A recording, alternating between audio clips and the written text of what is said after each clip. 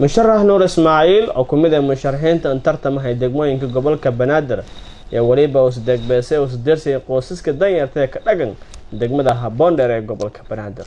iyo dhawaan la filaha intuu sashaandheyn isku soo gudoomiyaha gobolka Banaadir waana doga magaalada Muqdisho mudane Cabdiraxmaan Umar iyo injineer Iriso iyo waliba uu sahalay gabyahamba hirarkii isku qaaday agaasimayaashii guud ee gobolka Banaadir way bal filaha intii injineer Iriso dhawaan uu sahamaga gudoomiyalka degmooyinka gobolka Banaadir iyo arintaasi jarta iyo waliba musharax Nuur Ismaaciil Sheekha oo santeegni qabadowka xilka madaxtinimada degmada Boondheer iyo waliba uu sageek u soo booqday qoysas danyar kanol degmadaasi oo yoombaahan intii gargaar degdeg ah la radeera usana meelaasay degbeese uu sakadeersay qoysaskaasi hatta waan qaar kumid ah qoysaskii deeqda laaga deersan kuma hanageen musharax Nuur Ismaaciil Sheekha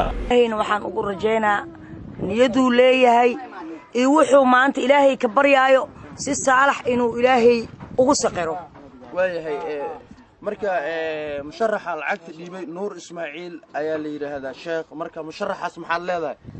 musharaxaas waxaan leeyahay Nuur Ismaaciil Sheekh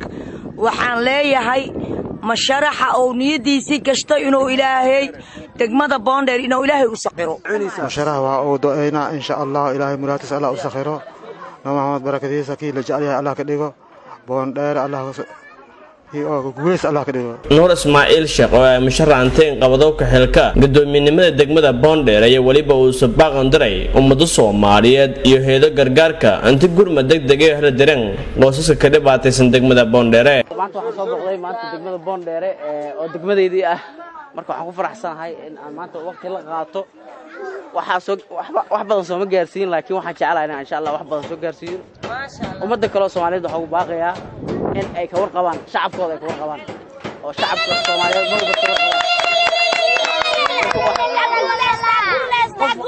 ka warqabin dadka ay batisho ma matali karto degmada ma matali karto marka waxaan jecelnahay dadka degmadan inay ka warqabaan dadka jooga oo ku nool marka waxa uu baaqayaa qof walba Soomaaliyeed inay marka ay sheeg ay caawiso ay caawiyaan waliba dhawaan la filahay intii gudoomiye Iriso uu sahamaga gudoomiyalka degmooyinka gobolka Banaadir iyo walow musharaxiin badan teegan qabashada degmooyinkaasi gobolka Banaadir iyo badan yahaan dhalinyaro muddooyinkii dambiyo astarhayaan Faisal Hussein KGS TV Baydhabo